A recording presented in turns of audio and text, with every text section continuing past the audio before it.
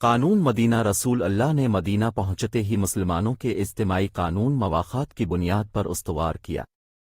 مدینہ کے دوسرے قبیلوں اور ادیان کو جمع کر کے ایک وسیع اجتماعی اور سیاسی نظام کی تشکیل کی۔ اس کے نتیجے میں مدینہ اور اطراف کے تقریباً 14 قبائل نے ایک مشترکہ سیاسی نظام تشکیل پر اتفاق کیا۔ رسول اللہ نے اس موقع پر ایک مفصل دستاویز حضرت علی سے تحریر کروائی۔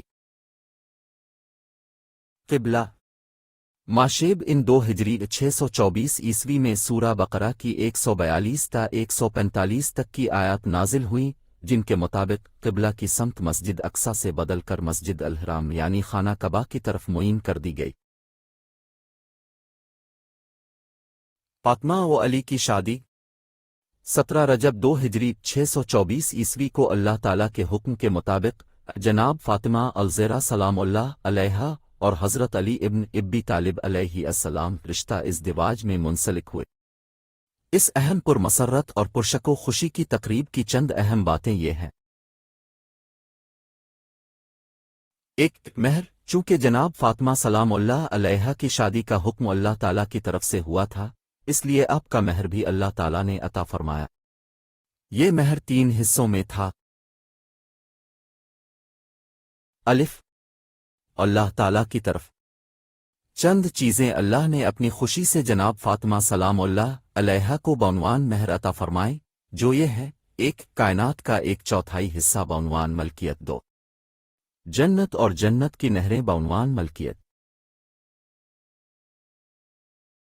ایک چیز خود جناب فاطمہ سلام اللہ علیہا نے فرمائش کر کے اللہ تعالیٰ سے مہر کے طور پر طلب کی، اور اللہ کی بارگاہ میں اب کی فرمائش قبول ہوئی، اور وہ فرمائش تھی امت محمدی کے گناہ گاروں کی بخشش کا تحریری پروانہ۔ یہ پروانہ جناب فاطمہ سلام اللہ علیہا کے مطالبہ پر اللہ کی طرف سے جنت کے بانے ہوئے ریشم پر لکھا ہوا نازل ہوا۔ آپ اسے بہت عزیز رکھتی تھیں، اور ان کی وصیت تھی کہ یہ ان کے ساتھ دفن کیا جائے تاکہ روز قیامت یہ پروانہ لے کر اللہ تعالیٰ کے حضور شرفیاب ہوں۔ جیم، اے حضرت علی علیہ السلام کی طرف سے 400 مسقال یعنی 1400 گر سونا چاندی بطور مہر ادا کیا گیا۔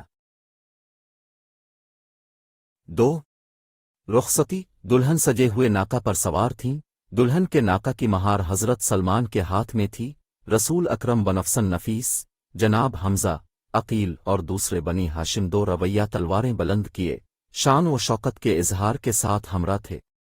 بنو ہاشم، انصار اور مہاجر مرد اور عورتیں جلوس کی صورت میں ساتھ تھے۔ حضرت سلمہ، حضرت عائشہ اور حضرت حفصہ و دیگر خواتین نظمیں، اشعار اور قصیدے پڑھتی ہوئی ساتھ چل رہی تھیں۔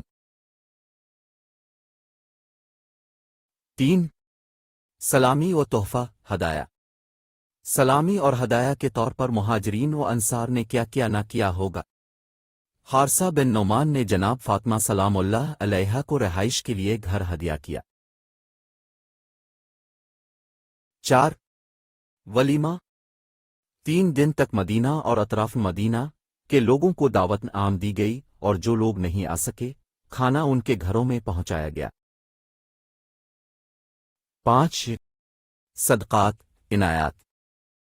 حضرت علی علیہ السلام کا کہنا ہے کہ جس دن جناب فاطمہ سے میری شادی ہوئی، اس دن میرے پاس ذاتی اخراجات کے لیے کچھ بھی نہیں تھا، لیکن فقط اس دن میں نے جو صدقات عنایات ہدیے دیے تھے وہ اس قدر تھے کہ اگر تمام بنی ہاشم پر تقسیم کیے جاتے تو کافی کچھ بچ جاتا۔ بن رضوان اور صلح حدیبیہ۔ مان ذی-قعدہ 6 ہجری 628 عیسوی کو نبی اکرم 1400 مسلمان زائرین بیت اللہ کا قافلہ لے کر حج کی نیت سے روانہ ہوئے۔ مسجد شجرہ پر سب نے احرام باندھا، لیکن کفار مکہ نے حدیبیہ کے مقام پر اس قافلہ حج کو مکہ میں داخلے سے روک دیا۔ رسول اکرم نے اپنے نمائندے مکہ کے سرداروں سے بات چیت کے لیے بھیجے، جن کی واپسی میں دیر ہوئی، جس کے سبب جنگ کا خطرہ محسوس ہوا۔ بن رضوان اور صلح حدیبیہ۔ چنانچہ ببول کے درخت کے نیچے سب کو جمع کر کے نبی مکرم نے سب سے ثابت قدمی اور جانثاری پر بیعت لی، جو بن رضوان بن شجرہ کے نام سے موسوم ہے۔ لیکن نمائندے واپس آ گئے اور کفار مکہ کے اصرار پر ایک صلح نامہ تحریر کیا گیا جو صلح حدیبیہ کے نام سے مشہور ہوا۔ صلح نامہ پر دستخط کے بعد رسول خدا نے حکم دیا کہ یہیں پر قربانی ادا کر کے احرام کھول دیں۔ اس سال مسلمان بغیر حج کیے واپس ہوئے۔ حج عمر الصالح۔ صلح حدیبیہ کے اگلے سال 7 ہجری 629 عیسوی کو نبی اکرم مسلمان زائروں کا ایک قافلہ لے کر مکے پہنچے۔ مکہ والوں نے صلح نامہ کے مطابق 3 دن کے لیے شہر مکہ کو خالی کر دیا، صرف مسلمان شہر میں تھے اور 3 دن تک مناسک حج بجا لائے گئے۔ انہی 3 دنوں میں نبی کریم نے حضرت حمزہ کی بیٹی امامہ سے ملاقات کی اور ان کو اپنے ساتھ مدینہ لائے۔ نیز اسی سفر میں نبی کریم نے حضرت میمونہ سے شادی کی۔ اس شادی کے ولیمہ پر نبی کریم نے کفار مکہ کو بھی شرکت کی دعوت دی، مگر انہوں نے دعوت قبول نہ کی۔